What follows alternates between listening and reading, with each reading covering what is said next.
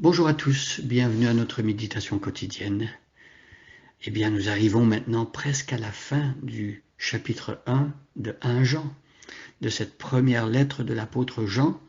1 Jean, on dit que Jean était apôtre et l'apôtre que Jésus aimait.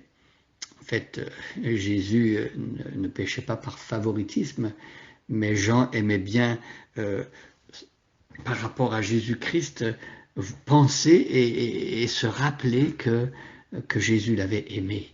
Et nous pourrions aussi nous dire de Jésus qu'il est celui qui nous aime et son amour envers nous fait toute la différence. Donc ce Jean, frère de Jacques, fils de Zébédée, un des 12, ce Jean ici a écrit une lettre et dans la lettre de Jean, Jean va présenter à ceux qui se disent chrétiens toutes sortes de tests. Jean veut que les chrétiens puissent faire passer leur foi au test de l'amour, au test de la conduite, au test de la foi. Il y a plusieurs tests doctrinales aussi pour voir si nous sommes vraiment des enfants de Dieu.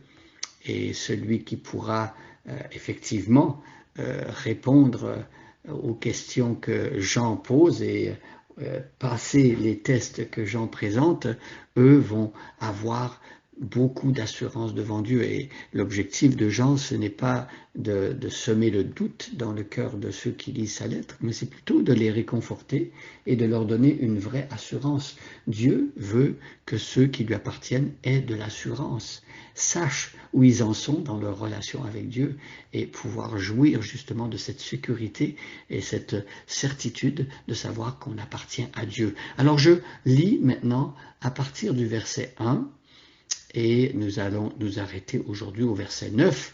Le chapitre 1, la première partie en tout cas, compte 10 versets. C'est ces 10 versets que nous voyons aujourd'hui.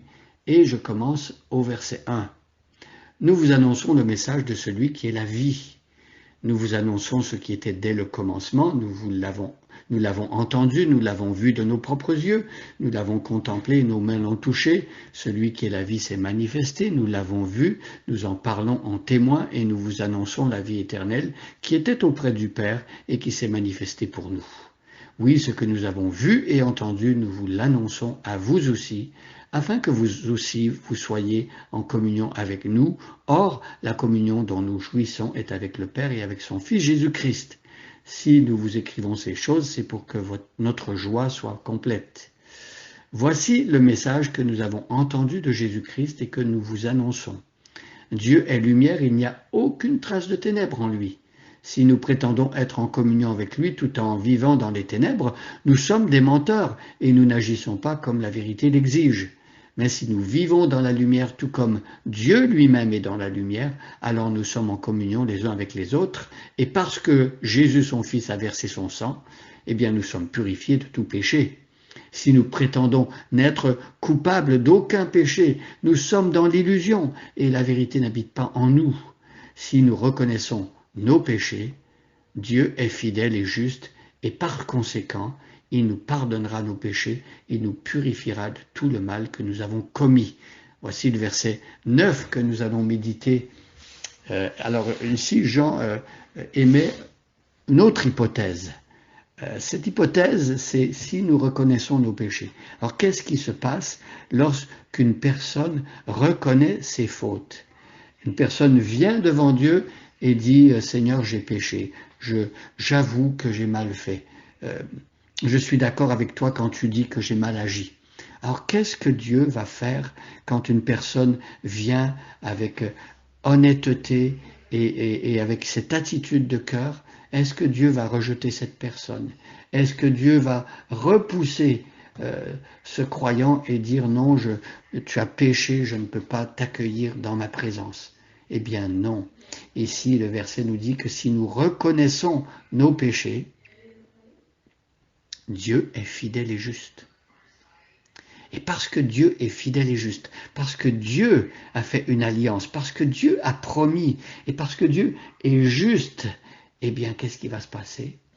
Dieu est fidèle et juste, et par conséquent, il nous pardonnera nos péché. Dieu a dit que celui qui avoue ses transgressions et les abandonne obtient miséricorde. C'est dans le livre des Proverbes. Et l'Ancien Testament nous parle d'un Dieu qui est riche en miséricorde, riche en compassion. Dieu veut pardonner les péchés que les hommes ont commis. Mais Dieu désire que nous soyons francs et honnêtes.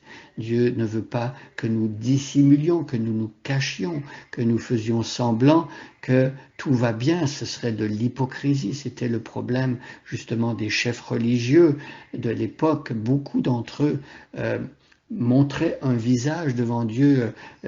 Jésus va dire, il présentait comme s'ils étaient des personnes toutes blanches, mais Jésus dit, vous êtes des sépulcres blanchis. L'extérieur a l'air bien beau, mais l'intérieur est rempli d'ossements de mort et est impur. Et donc, le Seigneur veut que nous soyons vrais, et toute relation avec Dieu se bâtit à partir de cela. Dieu est dans la réalité. Dieu veut que nous lui présentions notre cœur tel qu'il est, avec toutes ses imperfections, toutes ses impuretés, tout ce qui est moche et qui déplaît à Dieu. Nous lui demandons pardon. Nous venons à lui, nous confessons nos fautes. Et là, la bonne nouvelle, c'est que lui, grâce au sacrifice de Jésus-Christ, parce que Jésus-Christ a payé pour ces fautes-là que nous avons commis, eh bien ici le texte dit que Dieu est fidèle et juste et il nous pardonnera nos péchés.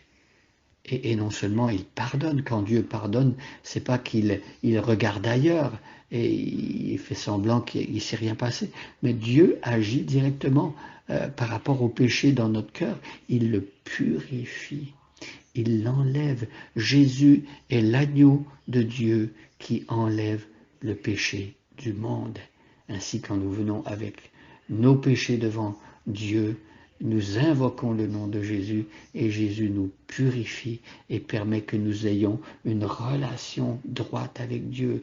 Dieu nous regarde au travers de son Fils, il nous voit au travers de la justice de Jésus, il nous revêt du vêtement blanc que Jésus nous a acquis à la croix.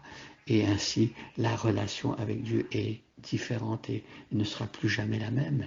Nous sommes considérés dorénavant comme des enfants de Dieu. De la même manière que Dieu voit Jésus, eh bien, quand nous croyons en lui, nous laissons laver et purifier par lui, Dieu nous voit comme il voit son Fils Jésus et il nous accepte et il nous adopte dans sa famille. C'est une grande nouvelle, c'est une bonne nouvelle et remercions Dieu pour cela. Seigneur, merci parce que tu purifies nos péchés. Non seulement tu les pardonnes, et Seigneur, c'est pas que tu regardes ailleurs, mais tu traites ces péchés-là comme ils doivent être traités, tu les as condamnés, tu les as punis dans la personne de Jésus à la croix. Ainsi donc, nous sommes libres. Et c'est une bonne nouvelle, une grande nouvelle. Nous te glorifions pour cela. Eh bien, bonne journée à chacun et à chacune, et soyez bénis.